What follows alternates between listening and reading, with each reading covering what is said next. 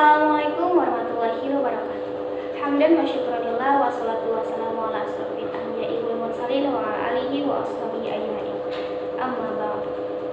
Puji syukur marilah kita panjatkan kepada Ilahi Rabbi yang telah memberikan kita nikmat sehat walafiat sehingga kita masih diberikan kenikmatan hingga saat ini.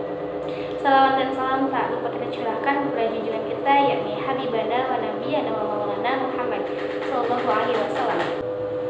Yang saya hormati Bapak Iqbal Amal Muzaki selaku dosen pengampu Filsafat Pendidikan Islam.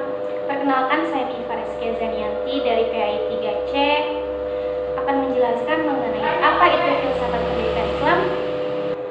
Apa itu filsafat? Filsafat berasal dari bahasa Arab yaitu falsafah. Filsafat secara harfiah berarti cinta kebijaksanaan. Orang yang cinta kepada pengetahuan disebut filosofer. Filsafat itu berpikir secara dalam dan secara radikal dengan sungguh-sungguh. Filsafat pendidikan Islam yaitu suatu analisis pemikiran rasional yang dilakukan secara kritis, radikal, sistematis, dan metodologis untuk memperoleh pengetahuan mengenai hakikat pendidikan Islam. Kedudukan filsafat. Kedudukan filsafat pendidikan Islam merupakan kegiatan dari komponen penting menunjang berdirinya pendidikan Islam. Ada beberapa asas atau landasan menurut Hasan Langgulung. Yang pertama ada asas filosofis, yang kedua ada asas historis, yang ketiga asas sosiologis, yang keempat asas ekonomi, yang kelima asas politik dan administrasi, dan yang keenam ada asas psikologis.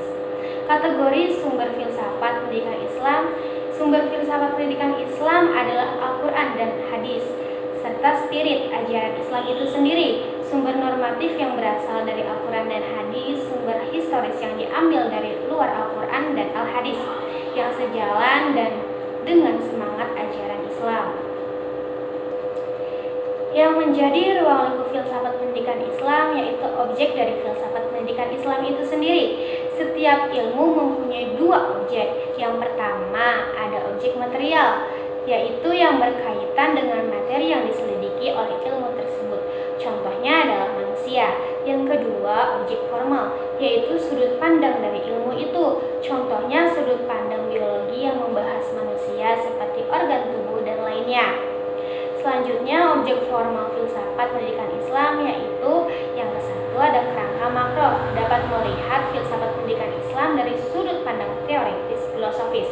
Yang kedua, kerangka mikro dapat melihat objek filsafat pendidikan Islam dari segi praktis, pragmatis dalam sebuah proses pelaksanaannya. Yang ada 3 sistem filsafat dalam dunia pendidikan menurut Imam Bardadib, yaitu yang pertama progresif atau berkembang, yang kedua esensialisme atau intisari, dan yang ketiga ada realisme atau menyesuaikan penyesuaian zaman. Dan menurut Nur Syam, yang keempat yaitu rekonstruksionisme. Yang selanjutnya ada 3 aliran filsafat menurut George R. Knight, yaitu yang pertama tradisional, yang kedua modern, dan yang ketiga ada kontemporer. Selanjutnya ada pendekatan studi filsafat pendidikan Islam. Pendekatan adalah cara pandang atau paradigma yang terdapat dalam suatu bidang ilmu atau juga mengandung pengertian suatu disiplin ilmu untuk dijadikan landasan kajian sebuah studi atau penelitian. Pendekatan adalah atau selalu terkait dengan tujuan, metode, dan teknik. Beberapa metode pendekatan pengembangan filsafat pendidikan Islam yaitu ada pendekatan normatif, pendekatan historis, pendekatan bahasa atau linguistik, pendekatan konseptual, yang kelima ada pendekatan filsafat tradisional, yang keenam pendekatan filsafat kritis, yang ketujuh pendekatan hermeneutik, yang kedelapan pendekatan perbandingan.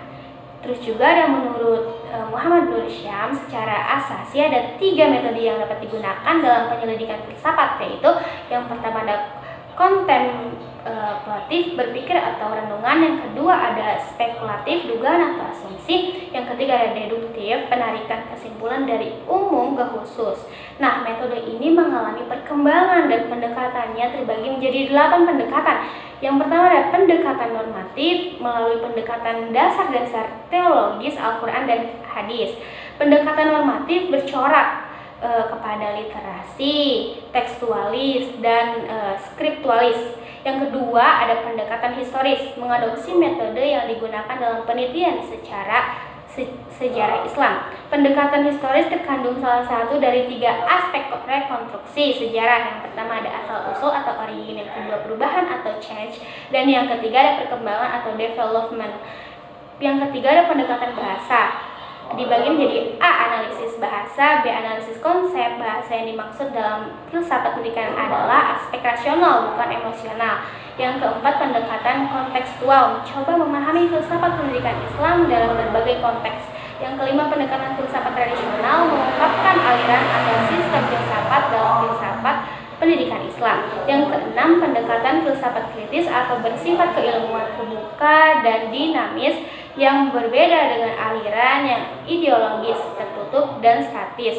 Pendekatan ini memiliki 3 ciri utama. Yang pertama ada fundamental ideas, yang kedua ada critical tone, dan yang ketiga ada intellectual freedom. 7. Pendekatan hermeneutik, alternatif pemahaman yang disebut dengan metode aduktif, yaitu mendekati teks dengan sekian asumsi dan probabilitas. Yang ke-8 ada pendekatan perbandingan untuk mencari kekurangan dan kelebihan dari 2 buah pemikiran filsafat pendidikan Islam yang berbeda. Selanjutnya ada hakikat manusia. Manusia adalah makhluk 3 dimensi yang terdiri dari tubuh, akal, dan ruh. Manusia merupakan makhluk yang paling mulia daripada makhluk lainnya karena manusia diberi potensi akal oleh Allah Subhanahu wa taala. Manusia dalam filsafat pendidikan Islam sebagai subjek dan objek. Tujuan hidup manusia di muka bumi adalah untuk beribadah kepada Allah Subhanahu wa taala. Manusia adalah bagian dari alam ini, maka perlu penentuan sikap dan tanggapan tentang manusia dalam filsafat pendidikan Islam. Musa Asy'ari menyebutkan ada 4 tahap proses penciptaan manusia. Yang pertama ada tahap jasad, yang kedua tahap layak, yang ketiga tahap ruh, dan yang keempat tahap nafs. Selanjutnya ada hakikat pendidikan. Pendidikan adalah usaha sadar dan terencana untuk mewujudkan suasana belajar dan proses pembelajaran agar peserta didik dapat mengganggu atau mengembangkan potensi dirinya. Hakikat pendidikan adalah usaha sadar untuk mewujudkan suasana belajar dan proses pembelajaran yang dapat meningkatkan tingkat keberhasilan.